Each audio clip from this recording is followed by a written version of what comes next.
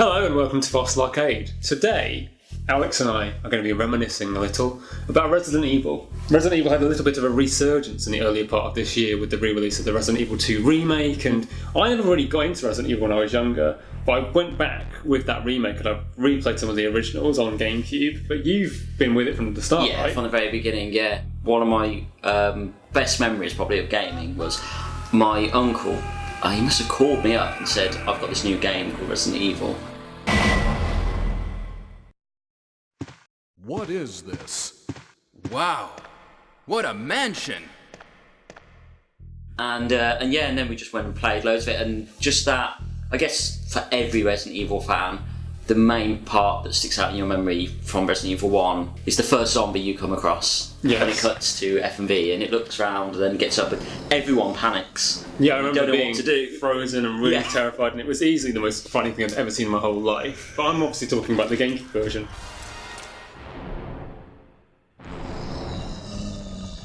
When I was younger, I didn't have a PS1. I didn't have any way of playing Resident Evil if I wanted to. So it's a shame they didn't release it, say, like, on a Game Boy. Yeah, But what a bind. they did think about it, and we have a prototype. This is a prototype of Resident Evil, the first game, for Game Boy, ported from PS1, and as you'll see, they tried to get it as close as possible to PS1 as they could. So you're going to play Resident Evil on Game Boy. I hope it's really scary.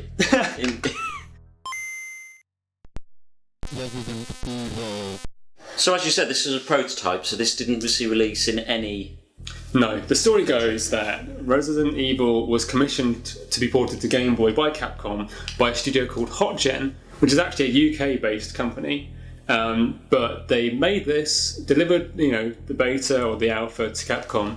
They gave it a once-over, and Capcom decided that it wasn't fit for the franchise. They didn't want to disappoint consumers or put something out that was kind of below the bar of quality. But it's actually quite fascinating to see what was achieved. This was made for Game Boy Color, so not the original Game Boy, not Game Boy Advance, but worth keeping in mind that it would have been played on a Game Boy without a backlight. Yeah. So imagine that. Pick Chris Redfield or Jill Valentine, whoever you want to play as, it's fine. I'll be Jill. Okay. Jill's my favourite. And mine as well, I think. Okay. They thought they were safe. Okay, so we don't get the live action F&V sequence. Not quite. Oh my word, this is great.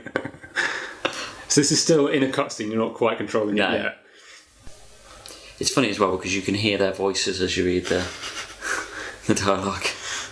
But it is extremely reminiscent of Resident Evil 1. The angles are the same. They've tried really hard doors. to keep it kind of like looking as close as possible, but it's a lot more vibrant. You can actually get all the way to the end of this. Even though it's a prototype, it is a playable alpha, and every single area in the game is fully built. You can get to the conclusion. Wow. But I want to see how far you can get in about 25 minutes, just to see what it's like what it's like in a genuine sort of first-hand experience of somebody just coming to it blind. Well, I've got to say straight away, it's got the clunky sort of tanky controls. Yeah. At first, I pressed down to go forward. And you can't. And no, it's up to go forward. You can hold B to run, I think. Yeah, that worked. And B is also aim. I hope this isn't Chris's blood. I like the way he's not actually looking at the blood as well. He's sort of kind of next to it, beyond it. And he's not there now. No. I don't want to criticise the game too much because who knows what they would have added if they'd finished it. Well, but there are things. Even if this was the finished version, I think it's incredible, really. Oh yeah, definitely. The graphics and yeah, it's actually really fun having played Resident Evil as well to see it like this. Need to try and picture it though as a youngster potentially buying this, having never played Resident Evil on the PS1. Oh, you paused it. Well, I'm trying to get to the inventory. Oh, there you go. Oh, you've equipped your gun. He's ready. He knows what's coming. Sassy. Now I'm trying to figure out how you fire it. That is great. I don't want to fire it yet because I don't want to waste the bullet. Okay, well. Okay, it's pretty hideous. Is it more or less ugly than it was on the PlayStation? Not sure. That's it, back up.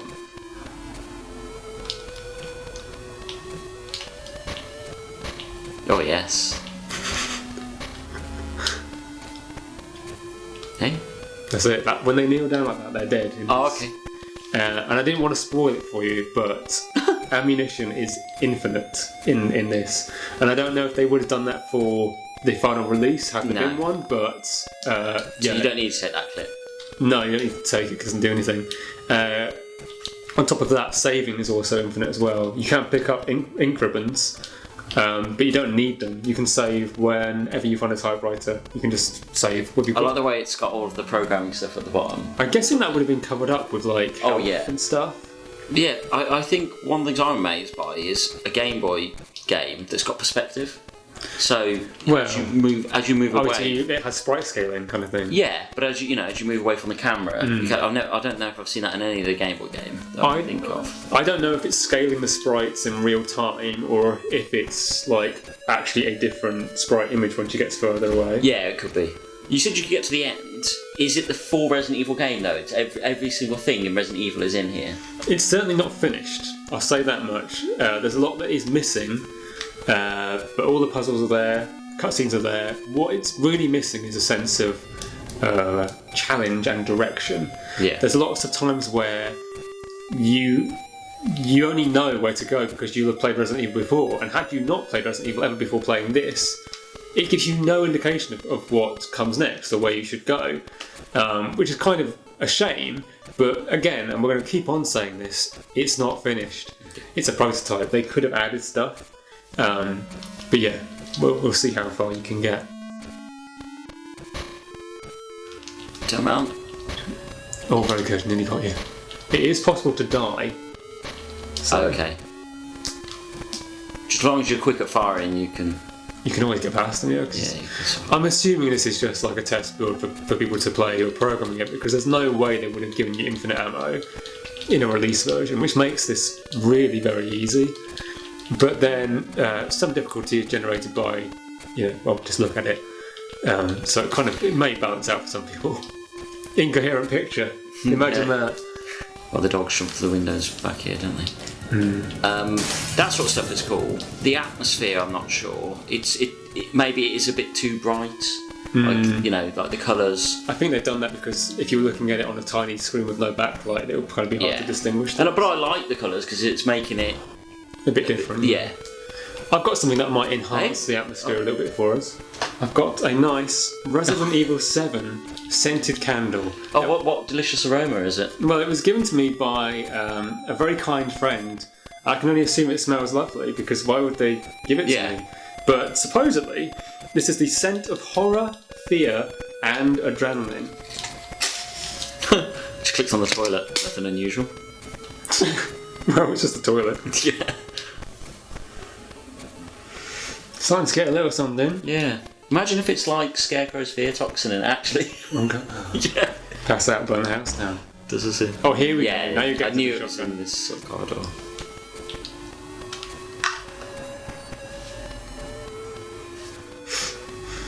Yeah. It smells almost like a burning rubber kind of thing.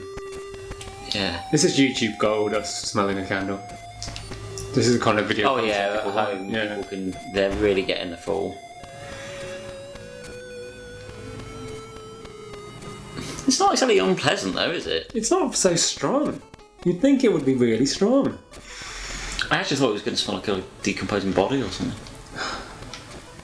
Not I particularly know what that smells like. Yeah. Maybe we just need to give it time. Maybe we do just need to give it time. The ceiling was coming down. Yeah, we missed all that. We missed all that. We're too busy focusing on the candle. Barry's saving you. Hurry! This way! Not really getting an image of the ceiling coming down there. No, you don't. This is the best part about it. When you're out in the hallway, he's not there. Just like back to normal. That was too close. You were almost a Jill sandwich. You're right. Oh no! Oh, we just sort of sauntered past you. Oh, is he getting you? I think that's him getting you. Oh, okay. Jill, no! Am I dead? Oh my word. He died. So they freeze you when they get you. You sort of like flinch a little bit. Yeah, but I assumed, as in the normal Resident Evil, the shotgun would take you down in about 2 hits. And as you didn't save, that'll be that. But we've got some save files here. Ooh. If you go to load game, there's some things that I thought you might want to see. This is the snake, Yawn. And I think you'll find it rather interesting. Oh, Jill! You do it. This house is dangerous. There are terrible demons. Ouch! You're wounded. What kind of demon attacked you? It was a huge snake. And also poisonous. Poisonous? Oh no! Richard, hold on! There is serum. I know. I should have brought some with me. I thought it said scrum. Yes. No problem, I'll go and get it. Thanks. I think it's more like, thanks.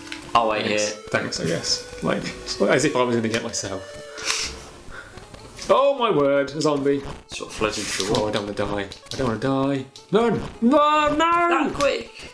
I think I have to show you the snake. Oh dear. Do you want to see what the end of the game is like? Yeah. Okay, I'll pass it back over to you. Right, so this is like the cabin area. You want to go like away from the camera here, I think. Yeah, exactly, right. It is, yeah. This is now getting difficult to see. This is truly the high end of like where to go and what is going on kind of thing. You're enjoying that kind of. I mean, there is a smell, and I wouldn't say it's pleasant, but I was expecting to light this thing and be just like aghast with the absolute horror. Yes, I thought it would be just. It's not even like bad like a stink bomb, is it? No, it smelled worse when it wasn't lit. Yeah, I think I would have preferred they go a almost like Pokemon Link's Awakening route with this and make a kind of chibi style, fun but still a bit spooky Resident Evil port. And I guess it wouldn't have been a port, it would have been like a Game Boy version, and then people would have said it's not pure to the horror experience, you know, it's not scary. But I think that would have been a more marketable product than this. And it's funny because Resident Evil itself is based on a top-down NES RPG with kind of chibi style graphics called Sweet Home. Sweet Home was a movie that then got made into a video game, which formed the basis of Resident Evil years later. And it's Japanese exclusive, so never came out over here. But yeah, that was a top-down, game, and they could have just done a similar thing with this. Yeah, I think if I had a Game Boy Color, I would probably sit down and actually play through this, just to see how similar it is, but just because it's really fascinating, actually, a real piece of history that we never actually got to see. Yeah, and I love that, being able to actually play something that didn't get released, rather than just hear. It would always be one of those stories, I suppose, one of those myths that, they were porting Resident Evil to the Game Boy, but it didn't turn out very well. Yeah. And you never would have been able to imagine what it looked like or what it was like until you've actually seen this. Yeah, it's lovely, especially like living in the internet age, we get to find out about these things a lot more frequently now and get to play them too. And as you're saying, like if you had a Game Boy Color, you probably would sit down and finish it. And to that effect, I would say that if you're a hardcore Resident Evil fan, this cartridge only cost me about £12. So if you wanted to experience it and you've got a Game Boy Advance or a Game Boy Player on GameCube, that's the perfect way to do it. It's just kind of like fun to muddle through and see what could have been and imagine like what would it have been like if they'd finished it. I still stand by that if somebody came to me and said, make Resident Evil for Game Boy, I would have gone in a completely different direction to this. But it is highly admirable that they attempted this at all. If you'd switched this on and actually told me what it was, I don't think I'd have known it was meant to have been on Game Boy, for instance. But you would have known it was Resident Evil. Oh, straight away, yeah. Yeah. As you were saying earlier, does it have the atmosphere? And I think because we've covered, about enemies and things being in the wrong place and stuff, that it doesn't quite have that atmosphere, but it certainly has the look and just, I don't know, sort of fun of Resident Evil in some ways. Certainly when you're doing the puzzles and when you do get cornered by a zombie, you get a little bit of that Resident Evil feel. And maybe if they finished it, we could have seen just how good this could have been. But it was never to be, so never mind. Thank you for watching this episode of Fossil Arcade. I hope you found it as fascinating as Alex did. I really thought you were going to hate this. No, I love it. You didn't.